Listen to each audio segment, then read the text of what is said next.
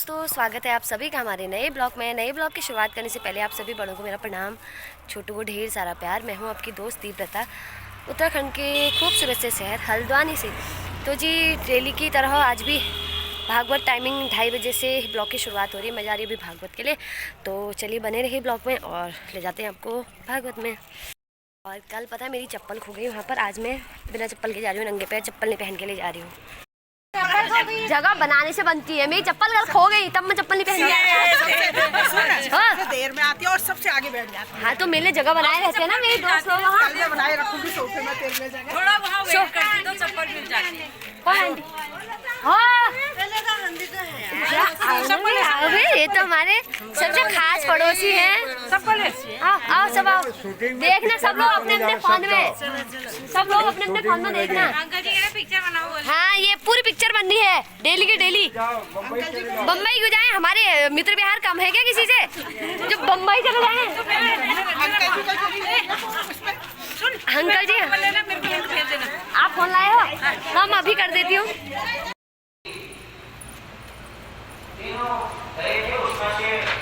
पहुँच चुके हैं हम। हमारे पास जो होगा वही दे देंगे। कहा ठीक है, हम आपसे युद्ध मांगते हैं।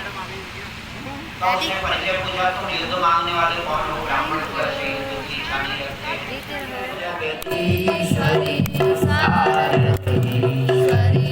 जय जय जननी दयानी, जय जय जननी दयानी, जय जगदीश्वरी शारदेश्वरी, जय जगदीश्वरी शारदेश्वरी, जय जय जननी दयानी, जय जय जननी दयानी, ब्रह्म स्वरूपिणी चिन्मय रूपिणी, ब्रह्म स्वरूपिणी चिन्मय रूपिणी, ब्रह्म स्वरूपिणी चिन्मय रूपिणी, ब्रह्म स्वरूपिणी चिन्मय रूपिणी, आद्या शक्ति भवानी, आद्या शक्ति भवानी, जय जननी, जय जननी दयानी, जय जय जननी, जननी दयानी, भक्ति प्रदायनी, मुक्ति विदायिनी, भक्ति प्रदायिनी, मुक्ति विदायिनी, भक्ति प्रदायिनी, मुक्ति विदायिनी, भक्ति प्रदायिनी, मुक्ति विदायिनी, भगवती परमेशानी, भगवती परमेशानी, जय जय जननी दयानी, जय जय जननी दयानी। राक्षसों से भी ज्यादा भयानक मानना चाहिए। जो ऐसी भयंकर प्रवृत्ति के हैं, क्रूर प्रवृत्ति के हैं, वो किसी भी पंथ में हो, किसी भी मजहब में हो, सनातन धर्म के अंदर ही क्यों ना हो, परंतु राक्षस तो राक्षसी है, वो क्रूर है तो क्रूर ही है। और तो इसलिए वह बड़ा ही जो है और क्रूर स्वभाव का होते हुए भी और कुछ पूजा पाठ भी करता था। अपने यहाँ वेद पाठ करवाता था, ब्राह्मणों को खूब मुखमागी दक्षिणा देता था, इसलिए उसको कुछ बल भी मिला था अपने पूजा पाठ से भी, और वरदान भी मिला था कि एक दिशा में अगर तेरे, क्योंकि तपस्या से उसने ब्रह्मा जी का दर्शन पाया था, इतनी कठिन तपस्या की, तो और वरदान मांगा था कि अमर हो जाऊं। अमर तो नहीं हो सकता है, लेकिन कोई अपनी रक्षा सुरक्षा का दूसरा वरदान मांग सकता है। कहा अगर कोई मेरे शरीर के 2 टुकड़े करके भी फेंक दे कहीं एक दिशा में, किसी दिशा में फेंक दे तो भी मैं जीवित हो जाऊं, ऐसा उसने वरदान लिया। तो उसको वही हुआ, उसने एक तरफ डाल दिए तो वो फिर जुड़ गए, फिर जीवित हो गया, वो हंसने लग गया, अट्टहास करने लग गया। भीमसेन आश्चर्य में पड़ गए, सोचने लगे कि अभी मुझे तो प्रसन्नता हो गई थी कि ये बलवान राक्षस अब मारा गया, मैं राहत की सांस ले रहा था, लेकिन ये तो बड़ा चमत्कार हो रहा है, ये तो जीवित हो जा रहा है, इसके दोनों टुकड़े फिर जुड़ जा रहे हैं, अब ये कैसे मारा जा सकता है। तो हाथ जोड़ करके भीमसेन ने श्री कृष्ण की ओर हाथ जोड़कर कहा कि मेरे वश का नहीं है, अब मैं नहीं मार सकता इसको। तब उन्होंने कहा धैर्य रखो, मैं बताता हूँ, मेरी बात सुनो। वहीं से संकेत किया, क्योंकि वो तो वहाँ दूर खड़े हैं, रेफरी बने हुए हैं, निर्णायक बने हुए हैं। तो जो है उन्होंने और एक तिनका जब दोबारा चीर करके दोनों विपरीत दिशाओं में डाला, तब उनके समझ में आया, ध्यान से देखा। पहली बार भी ऐसे किया था भगवान ने, लेकिन पहली बार ध्यान नहीं दिया भीमसेन जी ने, कहा कि दिशा में फेंक देना है, जहाँ भी फेंक, तो एक ही दिशा में, जबकि भगवान ने ऐसे किया था, दोनों दिशाओं अलग अलग विपरीत दिशा में, पूरब पश्चिम या उत्तर दक्षिण, ऐसे फेंको जैसे हम फेंकें, ध्यान दो इस पर। तो ध्यान दिया तो अलग दिशाओं में फेंका, तो फिर वो मारा गया, फिर दोबारा जीवित तो नहीं हुआ।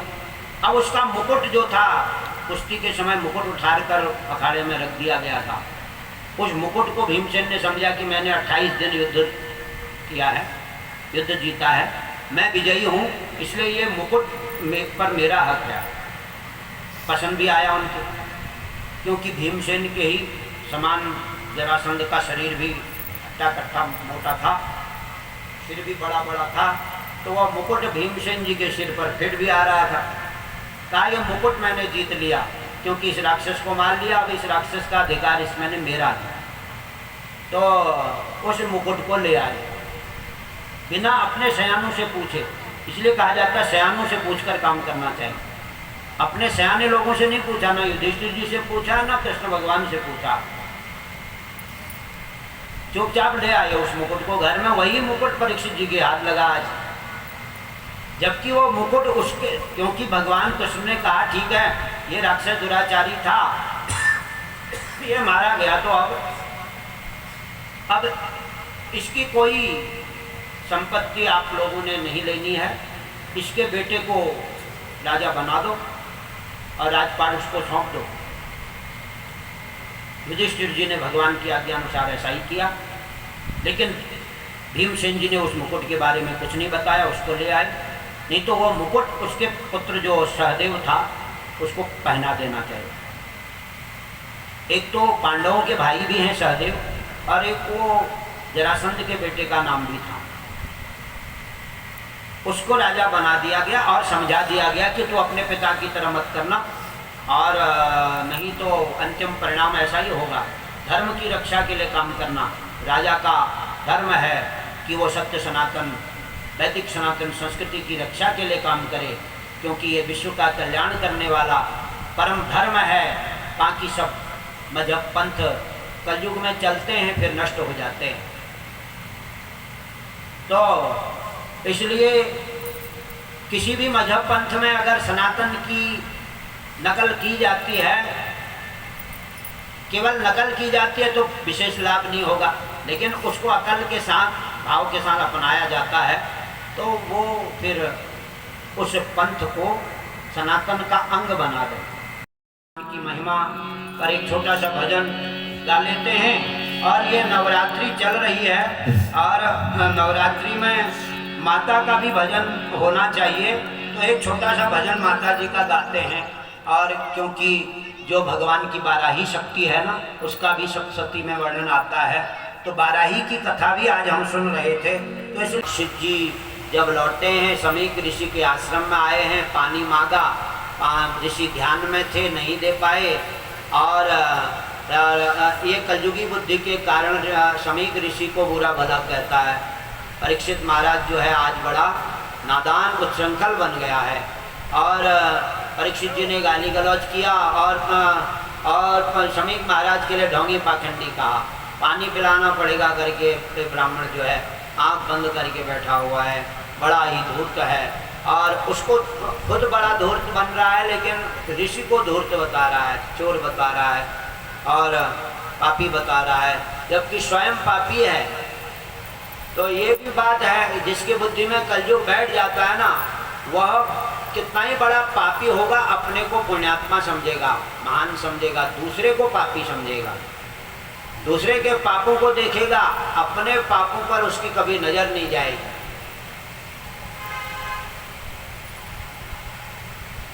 तो इस प्रकार ये जो है परीक्षित जी ने शाप प्राप्त किया है संगी के ऋषि, क्योंकि गले में सर्प डाला था।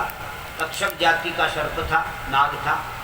उसने जब उनके पुत्र समीक महाराज के शिष्य जो संगी महाराज हैं, उनको मालूम पड़ा, वो नवयुवक उस समय 16 वर्ष के बालक ही थे, उन्होंने, अब वो ब्रह्मचर्य की तपस्या करने वाले और ऋषि बालक थे, उन्होंने श्राप दे दिया संगी ऋषि ने उस कि जिसने मेरे पिता के गले में जो है ये सांप डाला है, इस जाति का, इसी जाति का सांप आज से 7वें दिन उसको डस लेगा और उसकी मृत्यु हो जाएगी। इस प्रकार मृत्यु दंड का शाप दे दिया।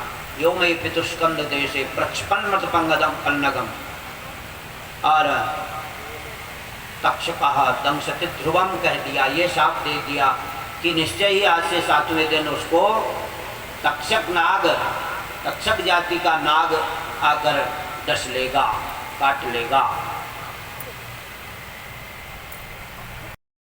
मेरी बुद्धि को न जाने क्या हो गया आज, कहाँ बुद्धि मारी गई, कहाँ मेरे पिता दादा परदादा सभी ब्राह्मणों के ऋषि मुनियों के बड़े भक्त थे, बड़े सेवक थे, और ऐसे वंश में मैं कुल कलंक पैदा हो गया जो मैंने आज इन महान ब्राह्मणों का अपमान किया है। मेरे द्वारा महान पाप हुआ है, मैं बड़ा ही पापी हूँ, धिक्कार है मेरे इस जीवन के लिए। इस प्रकार की अफसोस, बड़ा मन में पश्चाताप होने लगा, तो ये भी सोचने लगे कि जल्दी मुझे इस पाप का कोई दंड मिल जाए तो पाप का प्रायश्चित हो जाए, मुझे बड़े से बड़ा दंड मिल जाए इस पाप के बदले, ताकि दंड से मेरे पाप की प्रायश्चित्ति हो जाए, पाप की निवृत्ति हो जाए। यही सोच रहे थे। इसी समय वहाँ समीक महाराज के आश्रम में समीक महाराज का ध्यान टूटा है। उन्होंने पूछा कि ये क्या हो रहा है, अल्लाह गुल्ला क्यों कर रहे हैं विद्यार्थी लोग।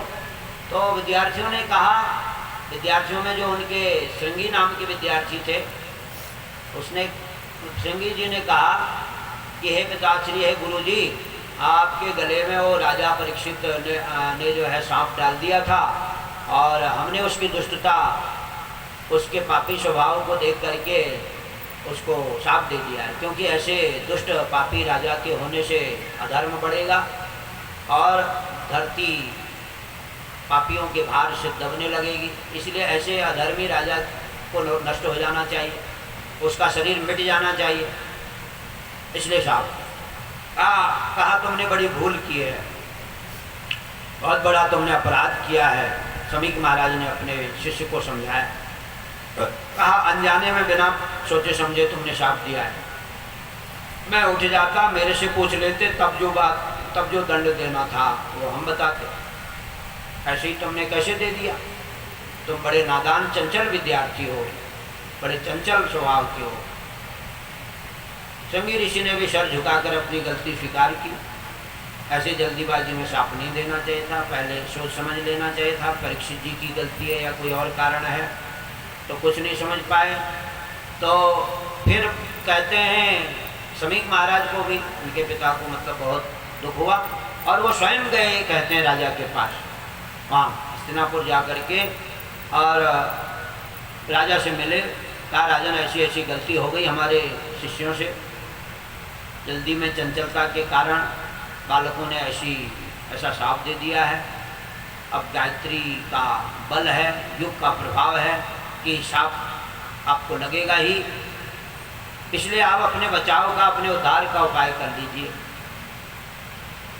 राजा ने जब ये शाप सुना तो उन्हें कोई दुख नहीं हुआ, प्रसन्नता हुई कि हाँ अच्छा हो गया, मैं तो यही चाहता था कि मेरे से जो ये पाप बना है इसका प्रायश्चित हो जाए, इसके लिए कोई दंड मिल जाए। तो तब उसी दिन जो है परीक्षित जी ने अपने मंत्रियों को बुलाकर राजपाट सौंप दिया, और परीक्षित जी के उस समय पुत्र भी बहुत छोटे थे, जन्मेजय। तो मंत्रियों ने राजकाज संभाला, जन्मेजय को युवराज बना करके। राजकाज तो मंत्रियों ने चलाया, प्रधानमंत्री मुख्यमंत्री उस समय भी हुआ करते थे राजा के, तो राजा को सलाह देते थे, राजा उन्हीं की सलाह से, उन्हीं की सहायता से राजकाज चलाते थे। तो प्रधानमंत्री जो थे उन्होंने अपने मंत्रिमंडल के साथ पूरे राज्य का संचालन किया और परीक्षित जी चले गए घर छोड़ करके। कहाँ गए? ऋषिकेश में जो आनंद तट कहा जाता है, ऋषिकेश तटमानंद नामकम, वहाँ भागवत में लिखा है गंगाद्वार शरीफ समीपे तु तटमानंद नामकम तत्रागमत। चाह परीक्षित नाम के राजा उस गंगा तट पर, आनंद तट पर जाकर के बैठ जाते हैं। कई लोग मैथुनी सृष्टि, तो हम आज की जो हमारी सृष्टि है ये सब मैथुनी सृष्टि है। मैथुनी सृष्टि का मतलब माता पिता के सहयोग से जो सृष्टि होती है उसे मैथुनी सृष्टि कहते हैं। तो ये कैसे हुई? सबसे अच्छी सुविधा वाली सृष्टि तो संकल्प सृष्टि थी, वो नहीं चल पाई। ब्रह्मा जी ने पहले सोचा, जब भगवान नारायण ने उनको दर्शन दिया उन्होंने, और भगवान ने उनको चतुश्लोकी भागवत का उपदेश किया। 4 श्लोकों में भागवत सुनाया ब्रह्मा जी को भगवान नारायण ने। और ये 4 श्लोकी भागवत, चतुश्लोकी भागवत कहा जाता है। पूरे भागवत का पाठ हम नहीं कर सकते, 4 श्लोकों को भी रोज पढ़ लें घर में तो भागवत पढ़ने का फल मिल जाएगा। अगर हमारी भाव भक्ति है, निष्ठा है, प्रेम है, हम पूरा भागवत तो पढ़ नहीं सकते, ये 4 श्लोक ही पढ़ लें तो भागवत जो हमारी अधूरी कथा हम सुन पाए या सुना पाए, 4 श्लोकों के पाठ से उसकी पूर्ति हो जाती है अगर हम प्रेम से, भक्ति भाव से पढ़ें। तो ये श्लोक हैं। श्री अनंत श्री भगवान वाच अहमेवा समेवाग्रे नान्यद्यत् सदसत्परम पश्चादहं यदेतच्च यो वशिष्येत सोऽस्म्यहम् ऋतेर्थं यत् प्रतीयेत न प्रतीयेत चात्मने तद्विद्यादात्मसंयोगात् यथा भासो यथा तमः यथा महान्ति भूतानि भूतेषु ज्यावतेष्वनु प्रविष्टान्यप्रविष्टानि काश्यतेषु तेष्वहम् प्रविष्टान्यप्रविष्टानि नत्तेषु नतेष्वहम् एतावदेव जिज्ञास्यं तत्त्वजिज्ञासनात्मनः अन्वयव्यतिरेकाभ्यां यस्यात् सर्वत्र सर्वदा। ये 4 ही श्लोक हैं, इसको चतुश्लोकी भागवत कहा गया। एक चतुश्लोकी भागवत अभी वहाँ वृत्तासुर के प्रसंग में भी आता है। उन 4 श्लोकों का पाठ करने की भी बड़ी महिमा है। अब आज समय होगा तो आज सुनाएंगे, नहीं तो कल सुनाएंगे। उन 4 श्लोकों का भी पाठ सुनाएंगे। तो ये भगवान के मुंह से निकला हुआ चतुश्लोकी भागवत ब्रह्मा जी को उपदेश किया गया और ब्रह्मा जी ने आज्ञा मांगी नारायण भगवान से। कहा प्रभु मेरे लिए क्या आज्ञा है, मैं क्या सेवा करूं? कहा देखो ब्रह्मा जी तुम्हें सृष्टि रचना के लिए हमने प्रकट किया है, तुम मेरे ही अंश हो और मेरे ही अवतार हो, इसलिए तुम्हारा धर्म है, कर्तव्य है सृष्टि का विस्तार कर रहा हो। बड़ा प्रेमी हो, बड़ा उदार हो, बड़ा दयालु हो, वो किसी भी पंथ का हो, आपस में सबके साथ मिल के रहे तो उसको सेकुलर का। ऐसा कोई है नहीं। और खाली सेकुलर बन गए नेता लोग अपनी राजनीति चलाने के लिए, अपने वोट इकट्ठे करने के लिए, अपना स्वार्थ साधने के लिए, अपने तुच्छ स्वार्थों के लिए उन्होंने सेकुलर शब्द जोड़ दिया संविधान में। उसका पालन कभी नहीं किया सेकुलर का। नहीं तो एक के लिए इतनी सुरक्षा के नियम और एक के लिए नष्ट करने का षड्यंत्र क्यों करते नेता लोग? नेता लोगों ने भी, बहुत सारे नेता पहले शुरुआत में ऐसे हुए जिन्होंने सनातन धर्म को, भारतीय संस्कृति को मिटाने के काम किए। ऐसे नियम कानून बनाए जिससे सनातन संस्कृति समाप्त हो जाए और विदेशी धर्म मजहब चल जाए यहाँ पर। ऐसा काम किया पहले शुरू जो सनातन से विपरीत चल रहा है, मनमानी कर रहा है, अधर्म फैला रहा है धरती में। तो इस प्रकार से जो है ब्रह्मा जी को भगवान ने आज्ञा दी है कि तुम सृष्टि का विस्तार करो, सत्य सनातनी सृष्टि का विस्तार करो। राक्षसी सृष्टि का विस्तार करने को नहीं कहा, सनातनी सृष्टि का। तो फिर ब्रह्मा जी ने आज्ञा मानी और मन में भाव भी रखा। लेकिन जब एक बार उन्होंने भगवान की दी हुई शक्ति का प्रयोग किया तो वो प्रयोग सफल हो गया, होना ही था। और जब प्रयोग सफल हो गया तो उसको वो अपना मानने लग गए भगवान ब्रह्मा भी, कि देखो भाई मैं भी अब शक्ति संपन्न हो चुका हूँ, जो सोचूंगा वो हो जाएगा, जो मेरा संकल्प होगा वो हो जाएगा। अब मैं कोई नारायण से कम थोड़ी हूँ, अब मैं भी तो नारायण हो गया। उन्हें नारायण ने अपनी शक्ति, इस प्रकार का कुछ मन में भाव आ गया तो भगवान ब्रह्मा भी असमर्थ हो गए, फिर संकल्प सृष्टि करने में असमर्थ हो। उन्होंने कहा चलो कोई बात नहीं, मानसी सृष्टि कर लेते। मन से संकल्प, मन से सोचा तो मन की सृष्टि सफल हो गई, क्योंकि उन्होंने सोचा अरे संकल्प सृष्टि करने में तो मैं समर्थ नहीं हूँ, अब नहीं कर पा रहा हूँ, हो सकता कुछ भूल हो गई हो मेरी से, अब मैं मानसी सृष्टि करूँगा भगवान नारायण की कृपा से। जब ये भाव आया तो एक बार मानसी सृष्टि भी सफल हो गई। उसमें 10 मानस पुत्र हुए, जिसमें देवर्षि नारद जी भी हैं, और 10 मानस पुत्रों में क्रतु हैं, अंगिरा हैं, वशिष्ठ हैं, और पुला हैं, और जो है कश्यप हैं, और मरीचि हैं। ये कुल मिला के 10 हैं। दक्ष प्रजापति भी हैं। और जो पेड़ हमने लगाया पहले, जो पेड़ हमने लगाया पहले, उसी का फल हम अब पाए।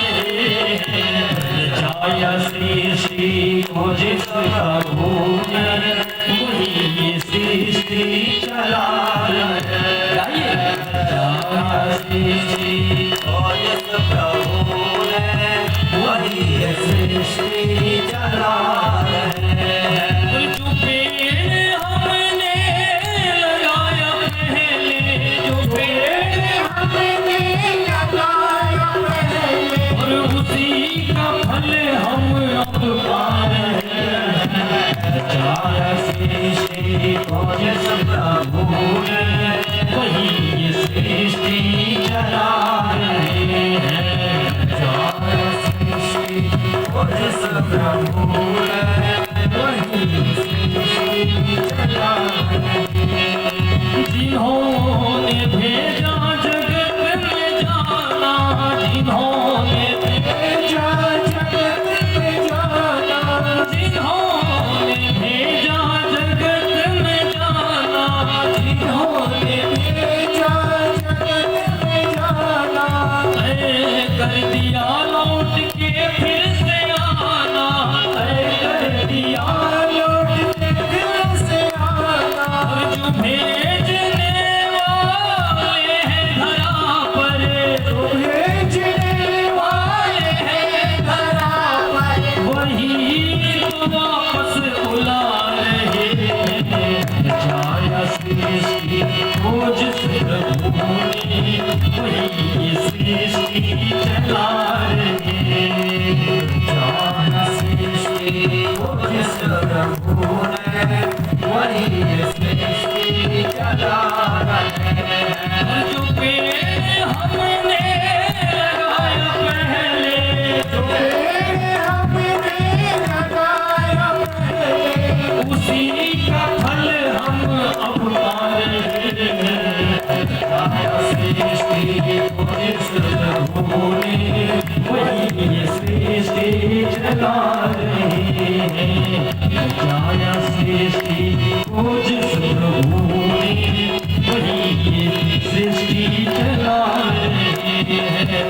इसी धरा से शरीर आए, इसी धरा से शरीर आए, इसी धरा से शरीर पाए, इसी धरा से शरीर पाए, इसी धरा में फिर सब समाए, इसी धरा में फिर सब समाए, और इसी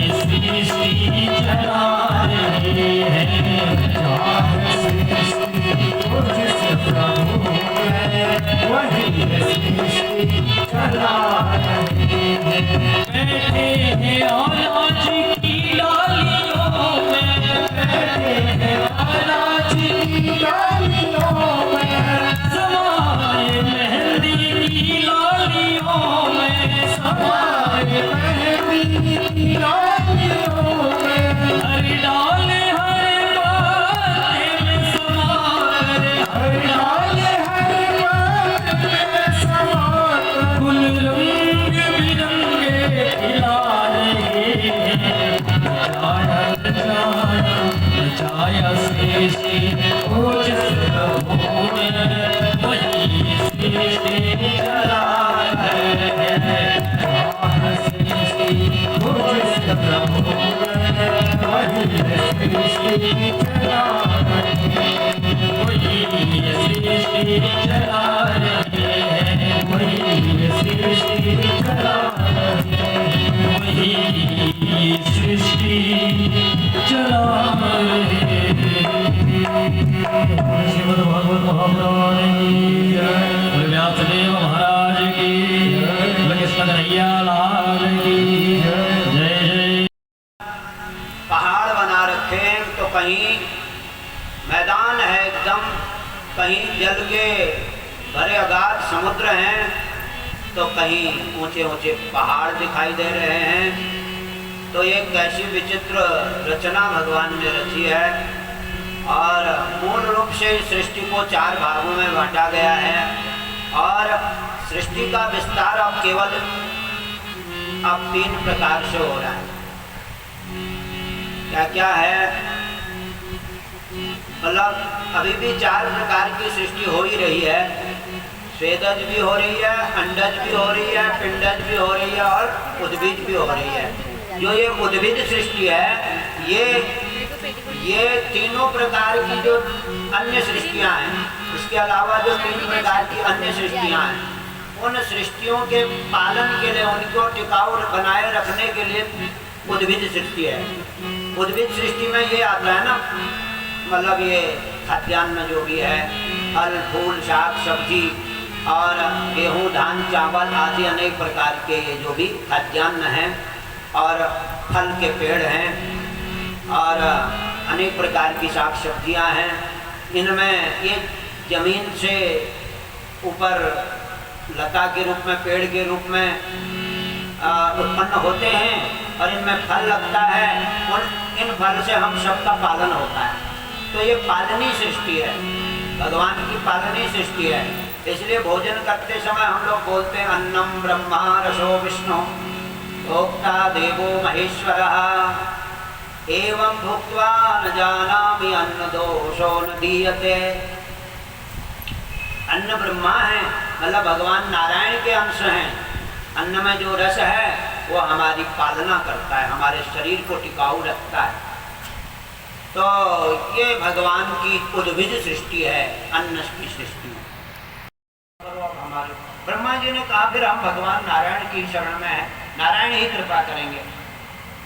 नारायण को पुकारने लगे ऋषि मुनियों के और हिरण्यकश्यपु के अत्याचार से गुस्सा भी आया ब्रह्मा जी को कि हमने ही वरदान दिया था और हमारी ही सृष्टि को बिगाड़ रहा है, हमारी ही धरती को चुरा ले गया ये राक्षस। तो जरा गुस्सा भी आया, धोखेबाज से तो गुस्सा आता ही है। एक बार उनसे वरदान लिया, फिर उन्हीं की सृष्टि को चुरा ले गया, उन्हीं की धरती को, उन्हीं का नुकसान करने के लिए तैयार हो गया।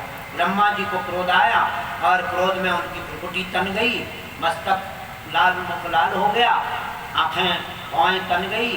तो नासिका का छिद्र भी उनका फैलने लगा क्रोध के कारण। और नासिका के छिद्र से, दाहिने छिद्र से एक जीव प्रकट होता है, जो जीव देखने में आधा स्वर आधा मनुष्य जैसा लगता है। तो उसको कहा गया नरबारा। नरबारा, नरसिंह, नराश्व और नरमत्स्य, ये 4 अवतार कहे जाते हैं भगवान के। जो आधा नर है, आधा स्वर है, आधा नर है, आधा शेर है, आधा मछली है, आधा मनुष्य है, आधा घोड़ा है, आधा मनुष्य।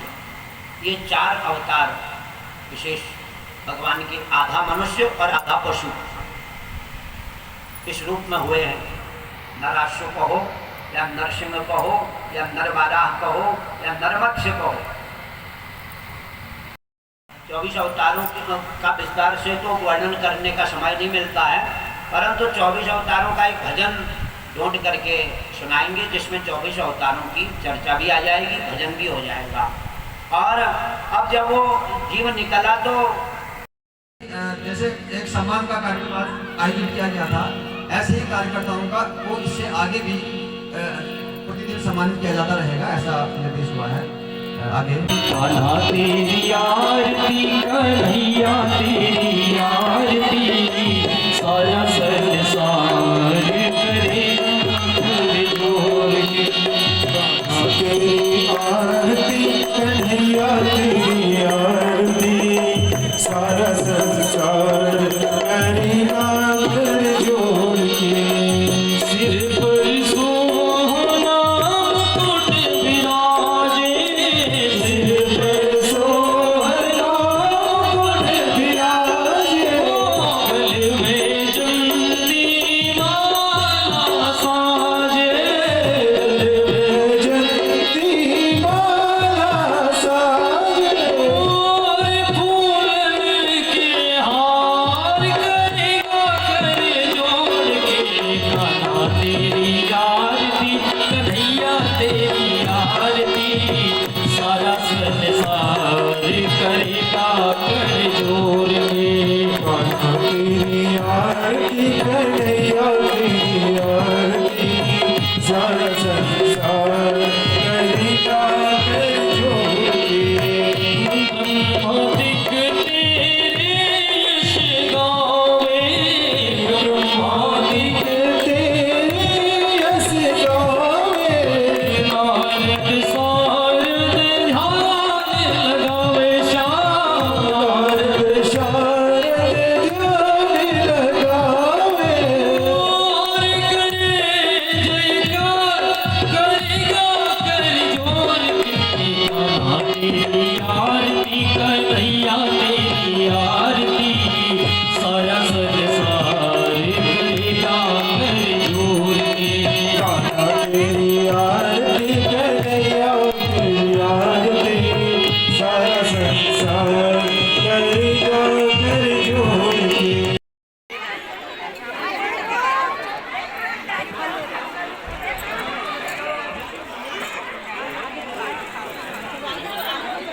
आगे ले ये भी चाहिए। तो ये डालना। आहा ये देखो, ये हमारी रंगीला में हाँ यार तीसरा दिन है ना। तो भाई आज भागवत कथा का तीसरा दिन है, तो क्या हुआ, तीसरा दिन है। तो इसी के साथ आज के अब तो इसी के साथ आज के ब्लॉग को यहीं पे एंड करते हैं। मिलते हैं कल के नए ब्लॉग में। तो सभी लोग लाइक करें, कमेंट करें, अधिक से अधिक दोस्तों में शेयर करें, चैनल में जो नया है सब्सक्राइब करें। मिलते हैं नेक्स्ट ब्लॉग में। Bye bye, take care.